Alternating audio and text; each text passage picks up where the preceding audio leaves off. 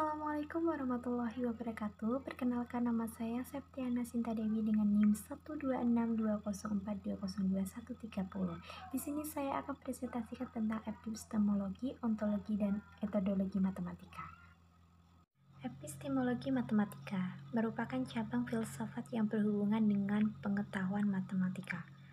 Ontologi matematika merupakan cabang filsafat yang berhubungan dengan yang ada atau hal-hal yang bersifat metafisik. Metodologi matematika, penelaahan terhadap metode yang khusus digunakan dalam matematika atau metode aksiomatik atau metode hipotetik deduktif. Epistemologi matematika, beberapa ahli filsafat mengatakan bahwa matematika terbagi menjadi beberapa ilmu pengetahuan secara garis besar. Ibnu Khaldun menyatakan bahwa matematika terbagi menjadi 4 macam, yaitu ilmu geometri, ilmu aritmatika, ilmu fisika, dan ilmu astronomi. Berbeda dengan pendapat Immanuel Kant yang membagi matematika menjadi 3 disiplin pengetahuan, yaitu logika, aritmatika, dan geometri. Indikator suatu pemikiran yaitu menemukan pengetahuan yang benar atau usaha untuk menghasilkan pengetahuan yang benar. Epistemologi membagi kebenaran menjadi 3, yaitu kebenaran epistemolog, kebenaran ontologis, dan kebenaran sematis. Adapun teori yang menjelaskan kebenaran ada 3, yaitu teori korespondensi, teori koherensi, dan teori pragmatisme.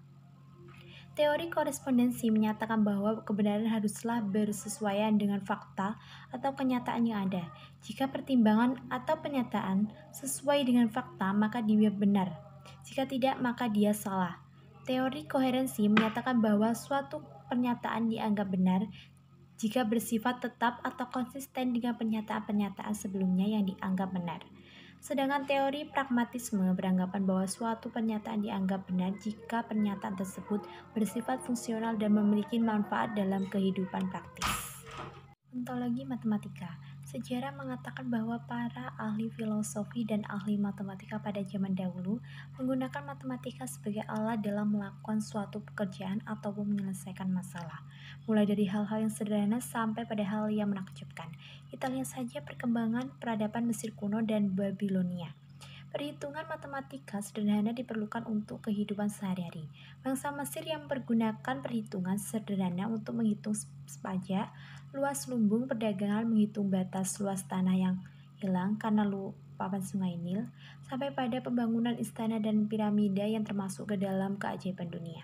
Bagaimana bangsa Babilonia mengukur jarak kapal di tengah lautan dengan menggunakan perbandingan segitiga tanpa harus benar-benar terjun ke laut.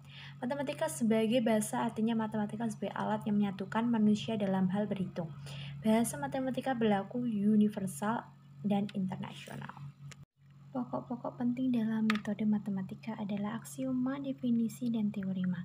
Aksioma merupakan keterangan yang kebenarannya diterima tanpa pembuktian lebih lanjut dan menjadi dasar atau pegangan dalam sebuah perbincangan. Aksioma disebut juga postulat, juga merupakan sebuah proposisi yang jelas dengan sendirinya dan yang menjelaskan hubungan niscaya antara bagian-bagian yang tidak jelas.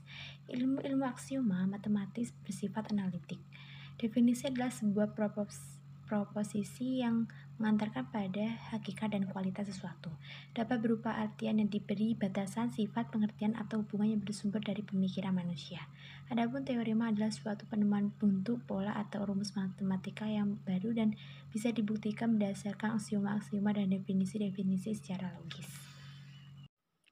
Metodologi matematika terdapat 3 dalam metodologi matematika, yaitu metode deduksi, metode induksi, dan metode dialektika. Metode deduksi adalah suatu metode berpikir yang menarik kesimpulan dan prinsip-prinsip umum yang kemudian diterapkan pada sesuatu yang bersifat khusus. Metode induksi sebaliknya, menarik kesimpulan dari prinsip-prinsip khusus kemudian diterapkan pada sesuatu yang bersifat khusus. Sedangkan metode dialektika adalah metode berpikir yang menarik kesimpulan melalui 3 tahap, tesis, antitesis, dan sintesis, atau berdasarkan premis mayor dan premis minor untuk kemudian menghasilkan kesimpulan yang baru.